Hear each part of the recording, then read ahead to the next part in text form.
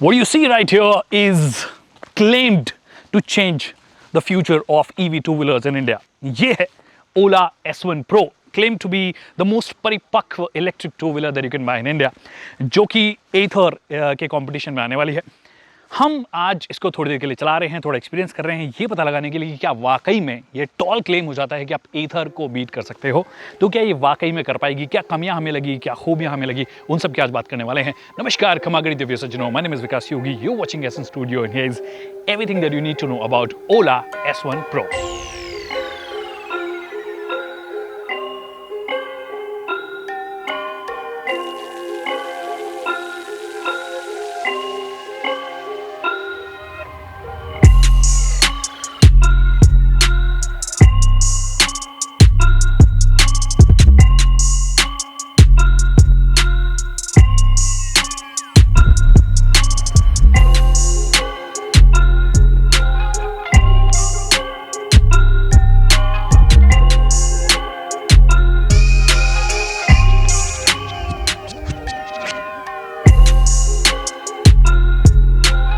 Alright, so the first things first, क्या variant है, क्या कुछ आपको मिल रहा है, क्या प्राइसिंग पे इसे लॉन्च किया गया है।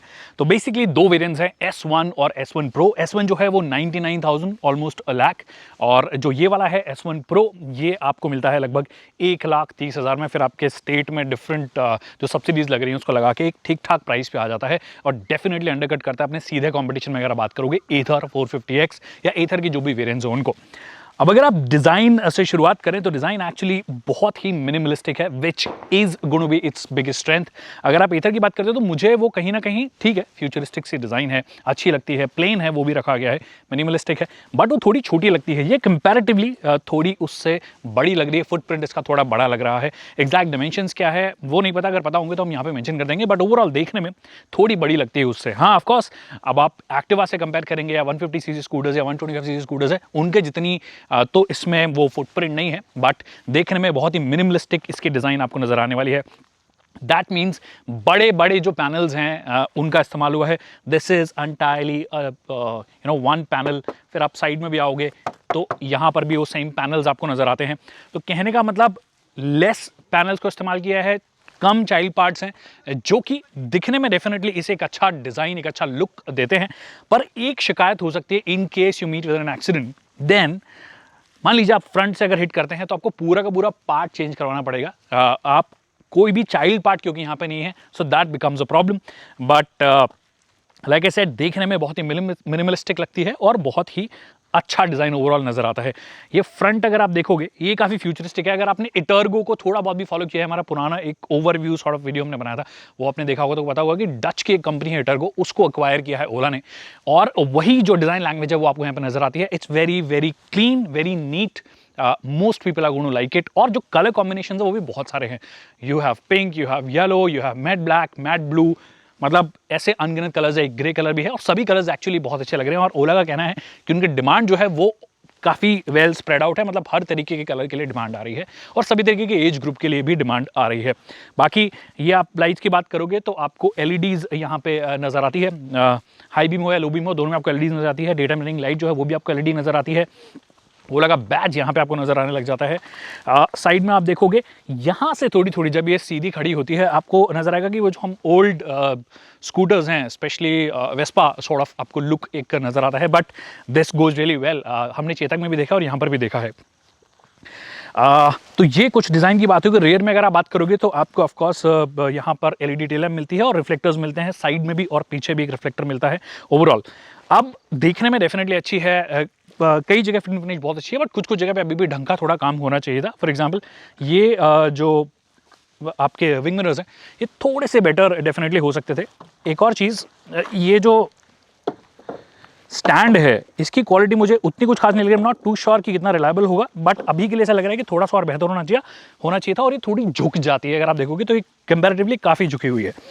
एक ये जो है इसकी क्वालिटी ठीक है फॉर श्योर, बट मान लीजिए कि कोई अगर घर में कोई लेडी हो जो थोड़ा साइड में होके बैठते हैं, तो उनके लिए यहाँ पे तो आप एक पाँव रख सकते हैं, दूसरा पाँव कहाँ रखेंगे उसका कोई इंतजाम नहीं है। तो अगर आप साड़ी गार्ड या कुछ ऐसा फिट कराना चाहें, फिटमेंट जो होगा वो शायद थोड़ा हेल्पफुल होगा, बट यहाँ पे डेफिनेटली वो चीज़ की कमी आपको नजर आएगी। राइट, एक और चीज़ अब देखोगे कि चार्जिंग का जो है आपको पीछे की साइड दिया गया है, बट इसका ये जो कवर है या कैप है जिसे आप बोलते हैं, इसकी क्वालिटी थोड़ी सी कॉम्प्रोमाइज़ लग रही है।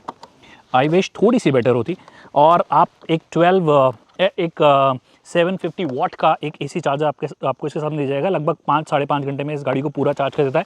बैटरी पैक की अगर आप बात करोगे तो दो बैटरी पैक्स हैं, एक 3.9 किलोवाट है, एक 2.9 किलोवाट है। 3.9 किलोवाट S1 Pro में मिलेगा फर्स्ट, क्योंकि ज़्यादा रेंज आपको मिलती है। जो ARA क्लेम्ड है वो 180 है, बट रियलिस्टिकली 140-150 के आसपास होनी चाहिए। और जो इससे रेगुलर वाला वर्जन है S1 जो है, वो अगर आप लेते हैं तो आपको उसमें 2.9 किलोवाट की बैटरी मिलती है। वो बैटरी पैक आपको लगभग क्लेम्ड है 130 या 140 किलोमीटर की रेंज, आई डोंट रिमेंबर, हम यहाँ पे मेंशन कर देंगे। बट रियलिस्टिकली अगर बात करोगे तो 100-110 की भी अगर रेंज देता है तो that is more than enough for a city scooter जो कम्यूट के हिसाब से आप काम में लेते हैं।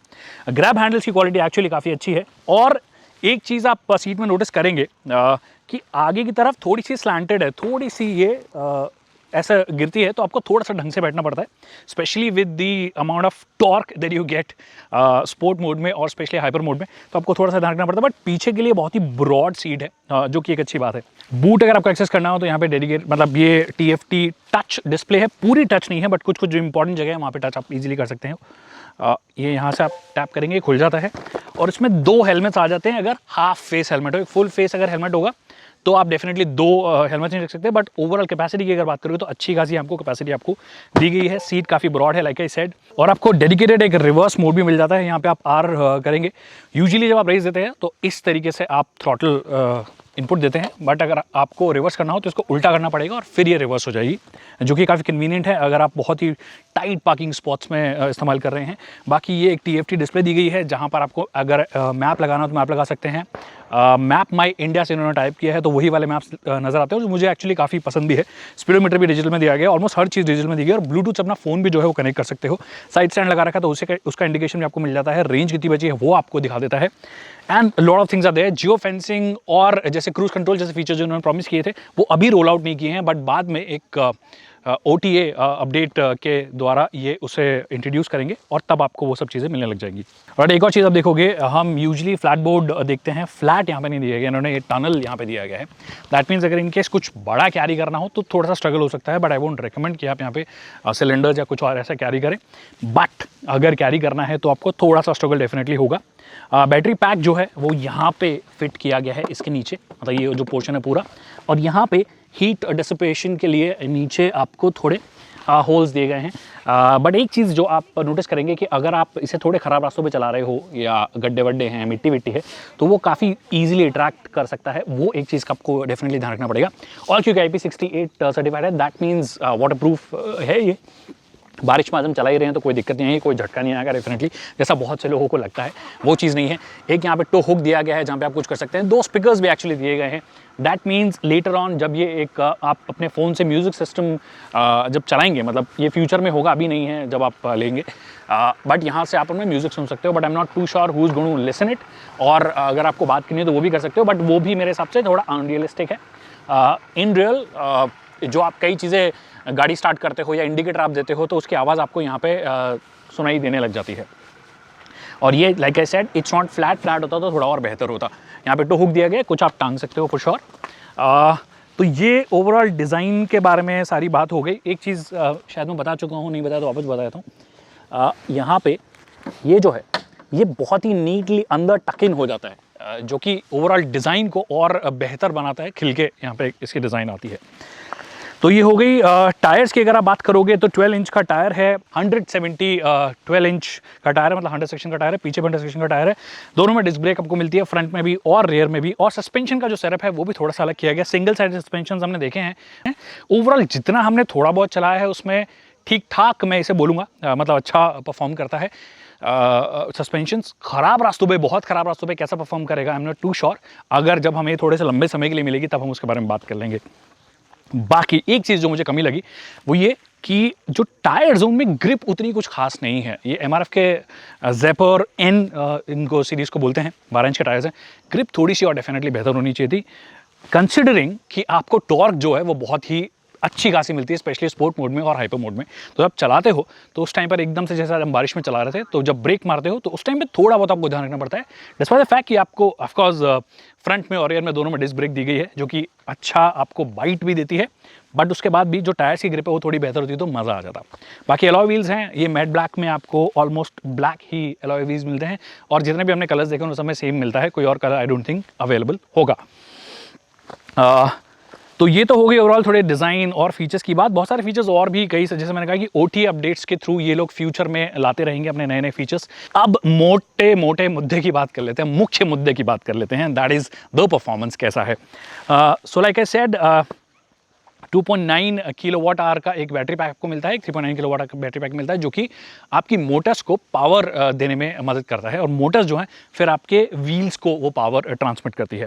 अब ये वाला S1 Pro अगर आप ले रहे हैं, this churns out 56 Newton metres off peak torque. 56 का मतलब है बहुत सारी 200 सीसी, 250 सीसी, 300 सीसी की मोटरसाइकिल्स में भी आपको इतना टॉर्क नहीं मिलता है, तो टॉर्क की तो डेफिनेटली है।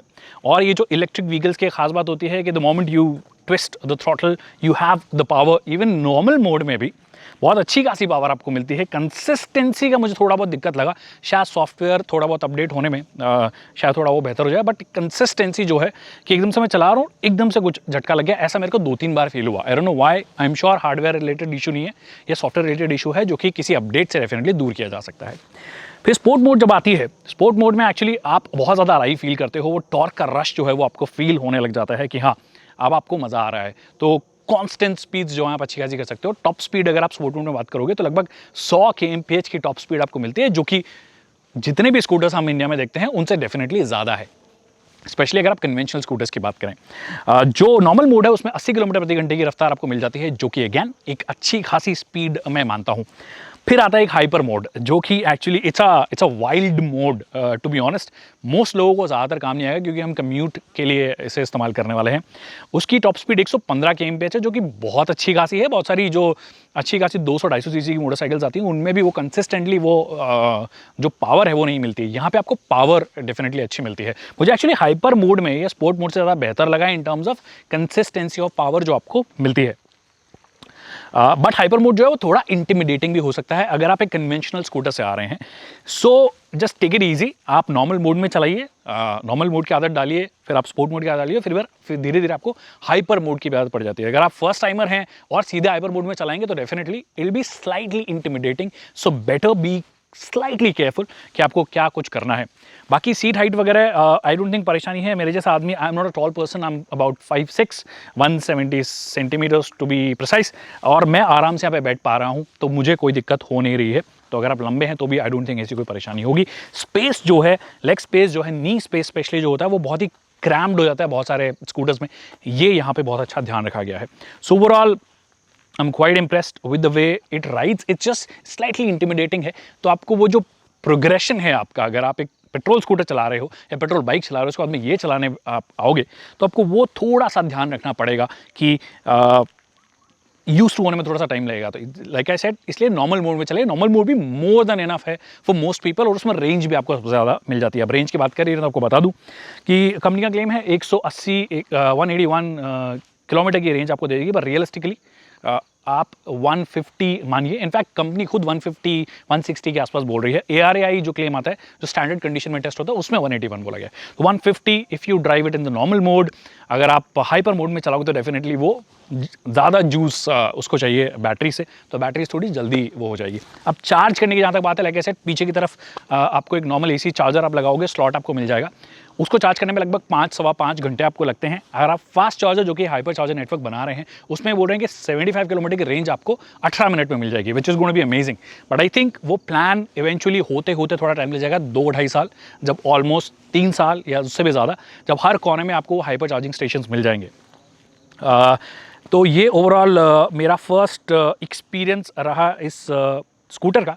I am quite impressed. मैंने एथर भी चलाई, जस्ट कंसिस्टेंसी एथर में थोड़ी सी पावर की जो डिलीवरी की कंसिस्टेंसी है या टॉर्क की जो डिलीवरी है वो थोड़ा सा बेहतर होता है। वो इसलिए भी क्योंकि वो इन टर्म्स ऑफ टॉर्क थोड़ी सी कम है, 26 न्यूट्रन मीटर्स के आसपास मिलता है और ये उससे डबल से ज़्यादा है, 56 के आसपास है। तो उस हिसाब से अगर आप देखोगे तो डेफिनेटली एक स्पोर्टी स्कूटर एक यंग जनरेशन के लिए डेफिनेटली एक ये स्कूटर हो सकता है। बाकी कुछ एक चीज़ें हो सकता है मैंने मिस कर दी क्योंकि बहुत ही कम टाइम के लिए हम इसे एक्सपीरियंस कर पाए हैं, बट कभी लंबा हमने चलाया तो ओवरऑल डिटेल में और हम बात करेंगे। प्राइसिंग अब already told you, I don't think ऐसी कोई और चीज़ बची है जो बताने लायक है। अगर कुछ रहेगा तो वो हमें कमेंट सेक्शन में पूछ सकते हैं, हम उसका जल्द से जल्द जवाब देंगे। Thank you so much people for watching this video.